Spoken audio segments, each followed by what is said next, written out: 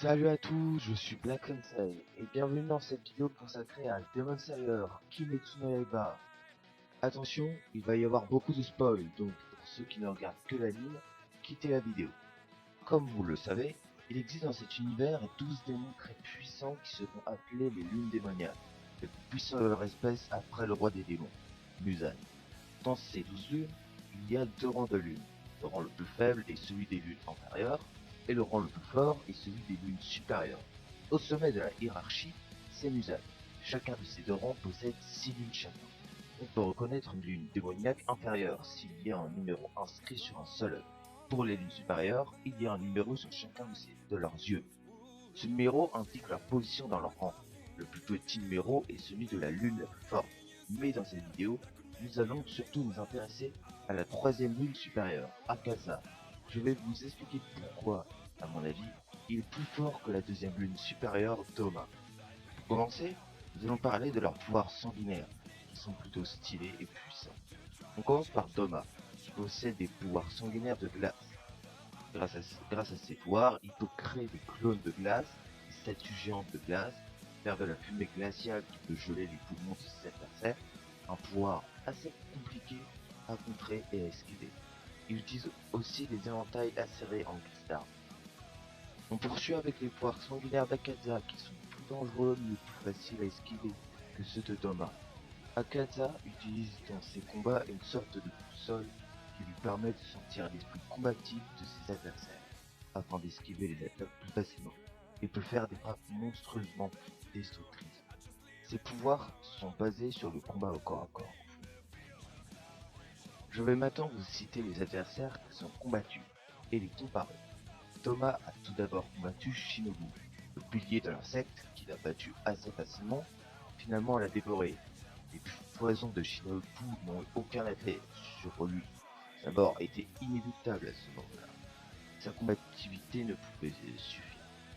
Thomas a ensuite combattu Kanao et Inosuke, qui sont un peu plus forts que Shinobu.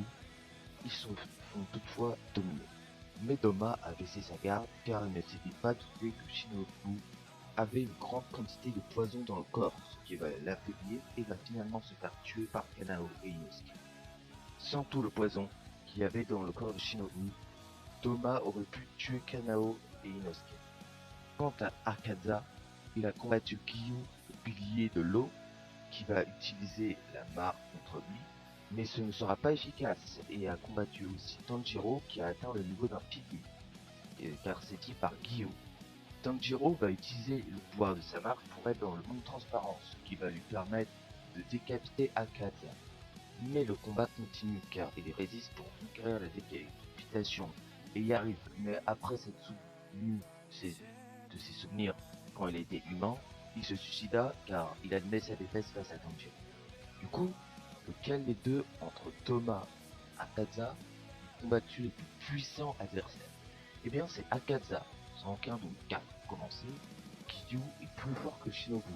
Kanao et Inosuke sont certes un peu plus forts que Shinobu, mais il reste plus faible que Kiryu. Et puis Tanjiro possède le souffle du soleil, la danse du dieu du feu. Vous dites comme vous voulez, mais je trouve ça plus stylé en VO.